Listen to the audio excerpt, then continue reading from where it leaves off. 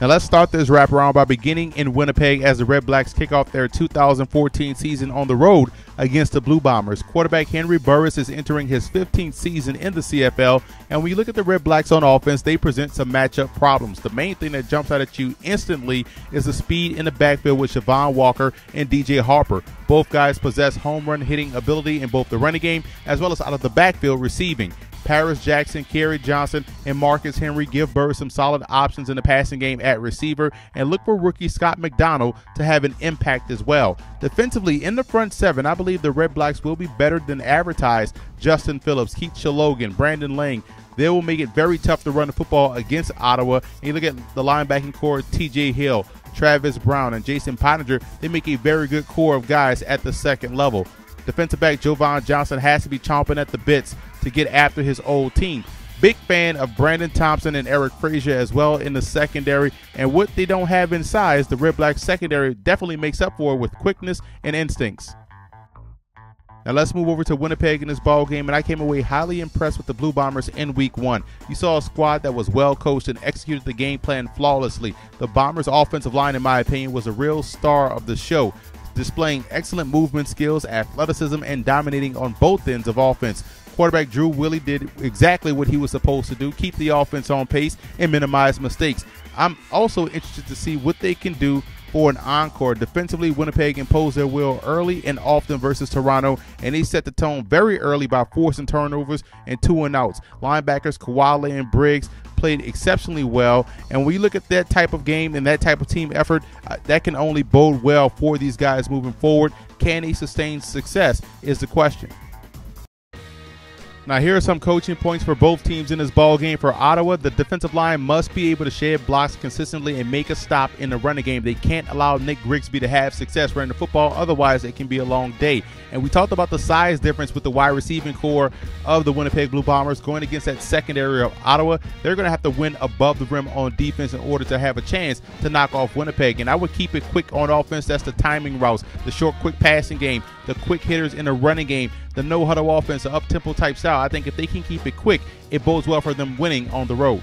And for Winnipeg, you want to make it a boring game, just like they did versus Toronto, running the football, chewing up that TOP, and operating off play action. You want to load that defense to sleep, then you'll be able to take those deep shots downfield and make those big plays in the passing game. I would also zone blitz Henry Burris from the short side of the field, try to force him to throw into a trap defense. If they can do that, I think they have a great chance of creating more turnovers this time around. And playing the complete game, we saw last week the Blue Bombers played a great game on offense, defense, as well as special teams. If that can carry over to Week 2, they will start the season 2-0 because, again, it's tough to beat a team that can play the complete game.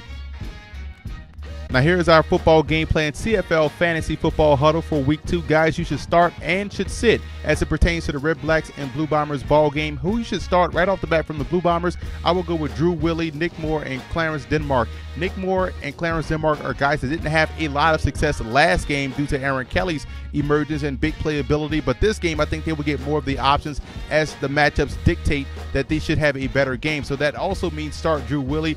I think he can build on what he did last game versus Toronto.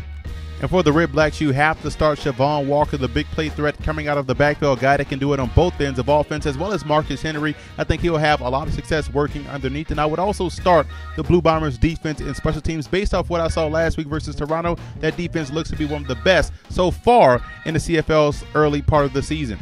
Now here are some guys that I will probably sit in this ball game. Nick Grigsby and Aaron Kelly had a lot of success versus the Toronto Argonauts. I don't think they'll have the same type of numbers versus Ottawa, and Henry Burris I think will struggle versus this defense of Winnipeg, so I would stay away from him. And the defense and special teams of the Ottawa RedBlacks, you might want to sit this week. Again, going against a very potent passing game with a lot of big weapons, going against that secondary, I think that puts them at a disadvantage.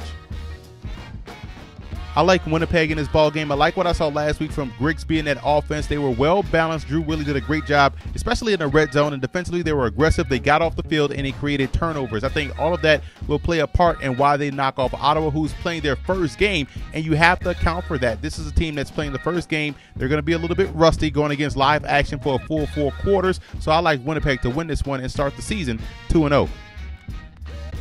And don't forget to tune in live every Friday at 3 p.m. Eastern Time for Football Game Plan's Road to the Grey Cup podcast as we break down every game on the CFL schedule, give you fantasy football advice, and also bring you all of the news, notes, and tidbits from around the Canadian Football League. And again, that's every Friday, 3 p.m. Eastern Time on the Football Game Plan Radio Network located at blogtalkradio.com/footballgameplan. And I also want to give a huge shout out to CFL Fan Forums for always showing Football Game Plan support.